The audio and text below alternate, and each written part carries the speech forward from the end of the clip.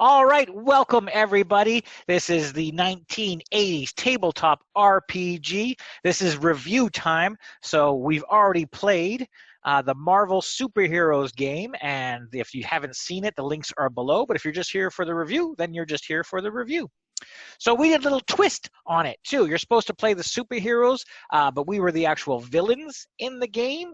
But we actually played a few run-throughs of this beforehand, in which everyone played like an actual superhero from the comic books. And with me with the review. I'll try that again. With me with the review is Valerio. And Valerio, so how long have you been playing role-playing games before this? Tabletop, probably almost 20 years. Oh, wow. On and off. Like, it's just like I played in the early 2000s, late 90s a bit, then stopped for a long time, then picked it up again. So let's say that I've seen different generations. Okay. And what was systems? what was one of the first ones you played then? The very first one was Advanced Dungeons and Dragons. Okay, yeah, of course, that's everyone's first one, isn't it? Yeah. I couldn't imagine just playing it like for a while and then having to go back like, oh, what's this Dungeons and Dragons you speak of? You know, that would be kind of weird, wouldn't it? So one thing is the reason why I do this is because I prefer all of these games in the 80s because they're just so simple back then, right? This is two very thin books. The campaign book is 47 pages of that. The battle book is only 16 pages. These two books, after you read these, you're ready to play. Nice. And a lot of games, as you know, especially nowadays, it's book after book after book of reading. I think this deters a lot of people. Like, they're just like, I don't want to read all this, or it's so complicated. Also, the other thing I like about the Marvel superheroes is that it has a background already. It has millions, literally millions of comic books as a background to the game. Yeah, I guess that's how also they got away with doing that smaller book. Yeah, that's probably it. You're you right. You can really find the rest somewhere else. Very true. You don't have to explain what a superhero is. You don't have to explain what the villain. Yeah, very true. That's all been done for people. And I'm amazed right now that there hasn't been a resurgence of this because the movies are just humongous right now. Yeah. You know, we're like, what, 10 years, 20 years of the movies, probably, somewhere around there? Yeah, I think maybe 15. 15 years of movies constantly coming out, blowing up. Actually, no, if you want to consider like the first X-Men, that's the one that started a trend. Yeah. Blade is technically the first one, but nobody remembers Blade. No, nobody remembers Blade. It's a shame because first two Blade were great. Yeah. And the other thing is, too, that keeps it very simple is, I'll share this, is this chart right here. Yes. But it's there's pros and cons to it. The pro to me is just how simple it is. There's your chart. We only need a D100, two 10-siders to play the game. That's all you need. The thing, though, that people point out about it is from your average human, which is typical, to, say, Thor, which is unearthly, there's only 1, 2, 3, 4, 5, 6, 7 or 8 steps, depending on where you start counting from. So from a guy who walks down the street to Thor, there should probably be more than 8 chart differences. You know what I mean? But that's just how the game is played. You know? But I mean, for the same principle, then if Thor just touches a normal human, he should explode. Yeah, very true too. So yeah, like I get the point, but it feels a bit too nitpicky. Personally, I love this chart. It's maybe my favorite thing in the game because it's both incredibly simple and offers so much variety at the same time. Like, you don't need to remember anything. It's just, but every character and every type of role they're gonna do is gonna be different. Just doing the same thing. Yeah, very true. You don't need.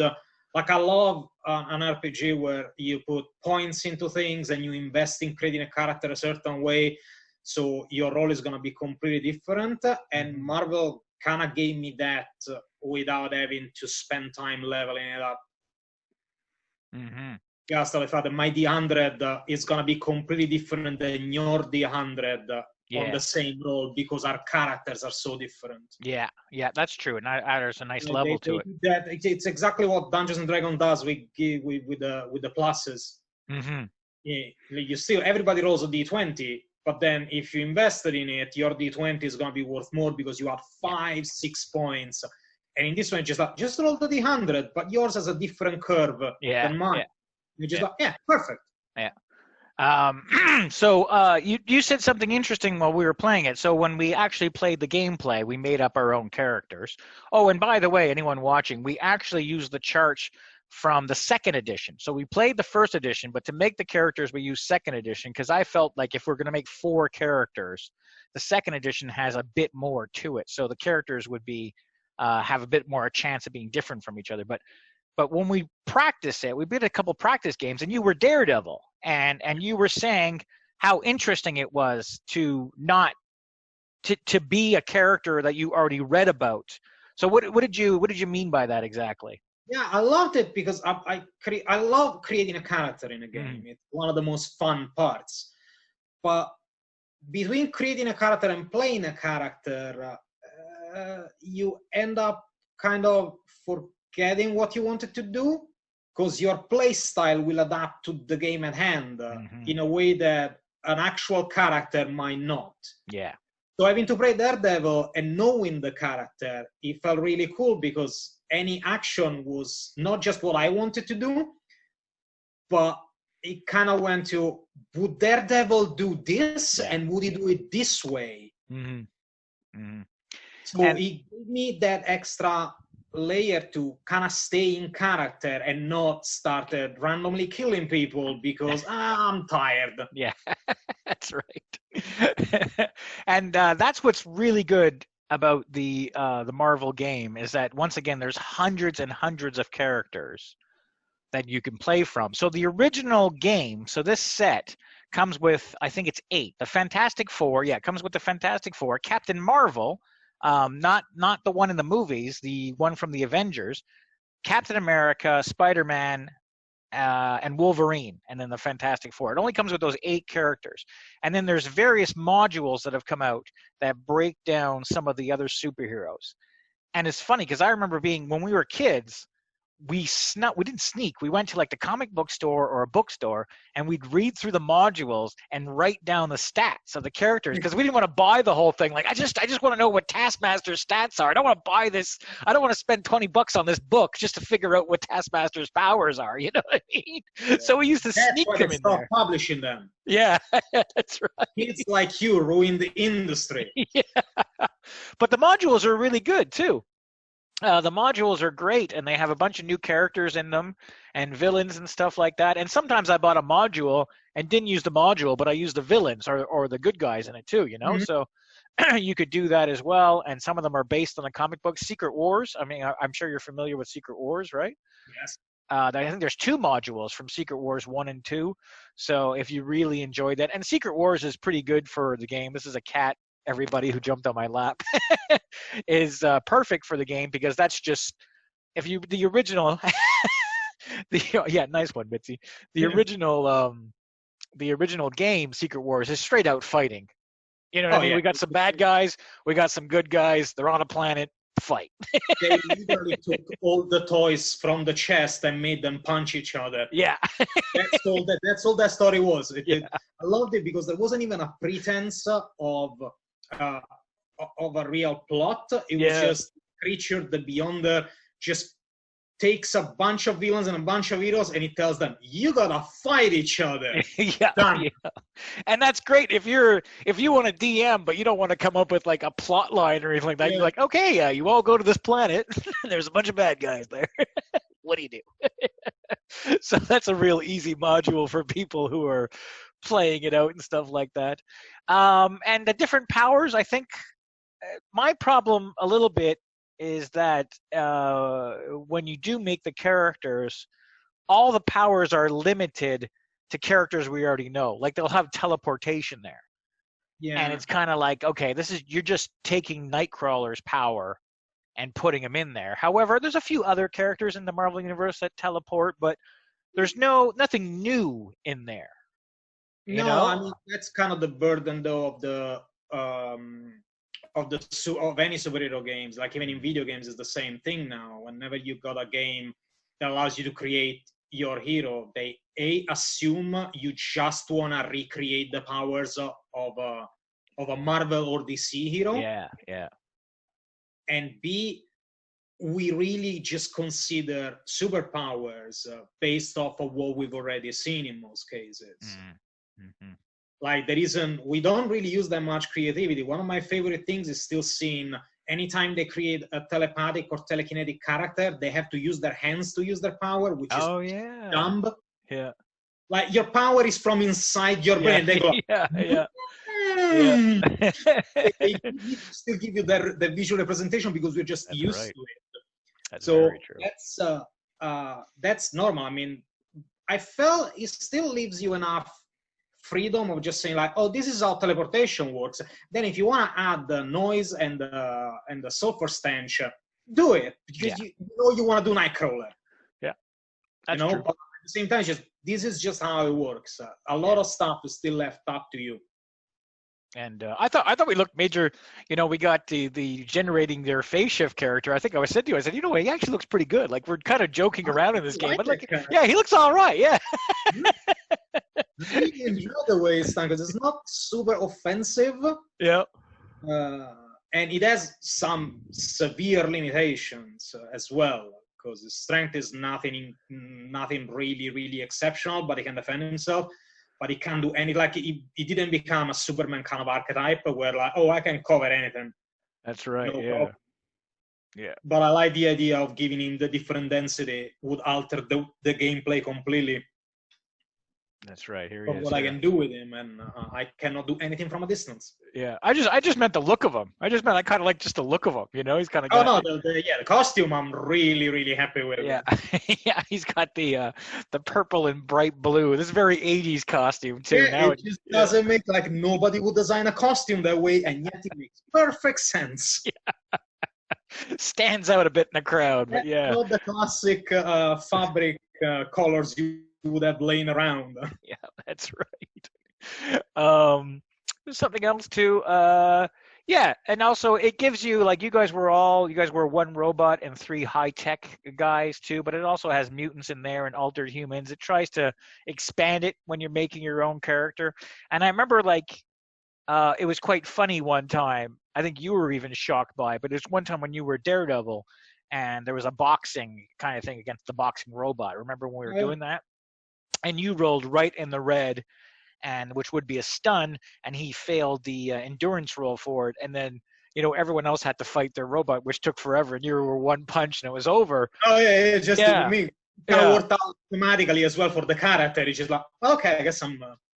Yeah, well, because his dad was a boxer, you know what I mean? Exactly. So, like, yeah, you could... Boxing is one of my talents as well, so, like, worked perfectly. Yeah. So things like that you can work in, like when things work out with the rolling of the dice, you work it. Well, of course, my dad was a boxer. Of course, I'm going to be good at this. You know, whether if you roll a 1, you're just like, oh, I forgot that my dad was a boxer, or you know, my dad. Or else you'd say, remember, my dad wasn't that great of a boxer. Everybody. Which was also true about Daredevil. His dad was, you know, a fair boxer, but he definitely wasn't the champ for years upon years. So overall, compared to other RPGs, how do you rate the Marvel Superheroes game? How do you rate it? I think it's a really good game. Like, I'm biased because I love the source material. Yeah. So I don't know if I wasn't into superheroes, I have no idea how much I would like it. Also, because we didn't read the manual before. We tested it by just playing a character and learning how it goes on its own, just by doing it, which is fine, but doesn't really give you an idea of the why you are doing certain things. Okay, yeah. So you see, not every player likes to read the manuals, but you do. I'm lazy, so I try not to, but if I like something, I want to understand why it works a certain way. Okay, yeah, and that's fair. Because that also opens doors to what can you really do. Mm-hmm. Because I never liked when, in these games, like, imagination is a big thing. Yeah. You're supposed to use it, but if you use it too much, it's just like playing improv. Nobody likes that. Yeah. You know, so having an idea of like the rules of the game are this, bend them as much as you want, but we gave you the constraints, so you come up with clever ways of using that. Yeah. That to me is much more satisfying than just roll dice and then shit happens. It's just like, it can be fun, but it gets me less involved in it. Yeah.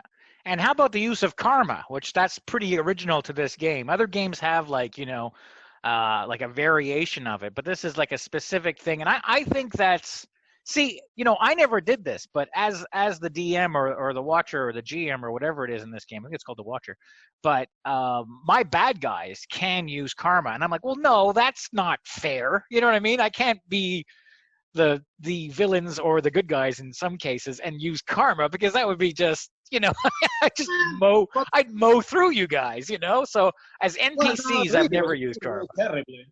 Yeah, that's true.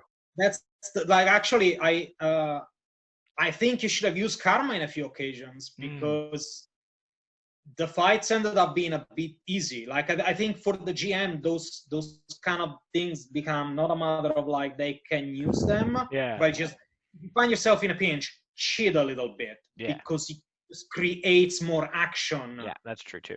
And the challenge is more fun to overcome rather than just, okay, I keep missing you, and you have 4 attacks now. Destroy me. Yeah. But karma was interesting.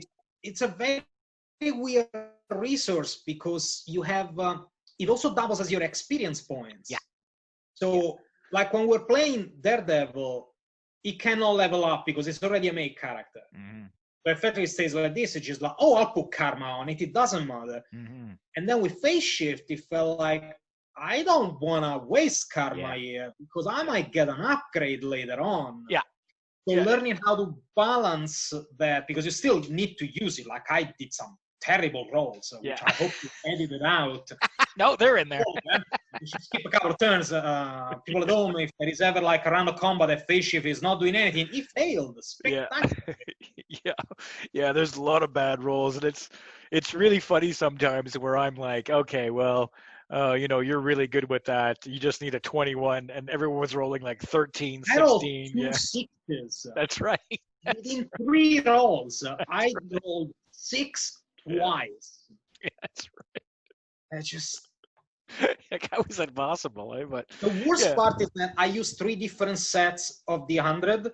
Oh, really? So I just pick a card that I like and I feel like at the moment, and I roll it. And then if the die rolls poorly, I punish it for a bit, and it skips a couple of rolls. So it's not even the same set of die that ended on the same one. It keeps coming up no matter the set of die I use. I didn't know that. That's hilarious.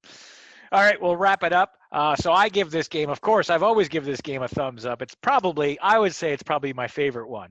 It's definitely thumbs up for me as well. Yeah, I really enjoyed it. Yeah, simple playing, so it doesn't get too confusing. Like you said, a huge background of characters. There's always going to be, like, no matter who you are, there's always like a superhero that you like or you identify with, that like, oh, I want to play that guy. And like you said, sometimes it's fun to it, but also, you know, I was worried that if everyone played like Daredevil and Spider-Man, we would get sued. So we made up our own, you know, which you could do as well. So it's got that option.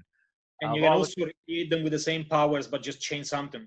Very true too. You're right. Actually, we could have made you. That's very true. I didn't even think of that. You could have been blind with a billy club and a ninja master, and we could have called you. Powers in the end are in between Kitty Pryde and the Vision. Yeah, very true. When I started rolling on the character, I saw the possibility. Just like, oh, I like the idea of density control and like becoming tangible. Like, I was just literally thinking of Kitty Pryde and Vision. Yeah. When I finished the character, just okay, but I can do it with a more technological background, so it's not a real power. Yeah. It's human, so there is the belt that controls things. Yeah. You just tweak it. Yeah, I like giving the limitation, but still, like at that point, I felt like, oh, I can play this aspect of the Vision and then or Kitty Pryde. Do you know what it feels like now that you said that? It feels like we have our own comic book, like you know, there's Marvel, and then there's DC, and then there's like ours. And in ours, we want to steal all their ideas, but tweak them a little bit. Because Marvel and DC, you know, Green Arrow and Hawkeye are pretty much well the same guy. You know, so we've taken that and we've just, you know, like just change him a little bit, and there you go. He's different, yeah. Yeah, I mean, actually, I don't know, because Tricity's character, I can't really think of anything that works that way, because she took a bunch of things. A little bit like, I would say, a little bit like Electro. Well, I haven't seen, like, she can resist electricity as well, not just generate it. Oh, yeah, okay. Yeah. But the way, like, she did it with the bow and arrow. Yeah. And that, she can only cast a lightning bolt or a net. Yeah. So, not like, I mean, Electro, based on the issue, could do whatever he wanted with electricity. Very true, yeah. Yeah, that was cool, because basically when she rolled for her talents, she got bow, and she was just like, okay, well, maybe I'll just shoot the bolts from a bow as opposed to like throwing them. I said, oh yeah, I guess they would go further that way. Yeah. Nice touch to add. Just, oh, that makes sense. Yeah. Yeah. Special made bow that shoots lightning bolts. It makes perfect sense. Yeah. Yeah.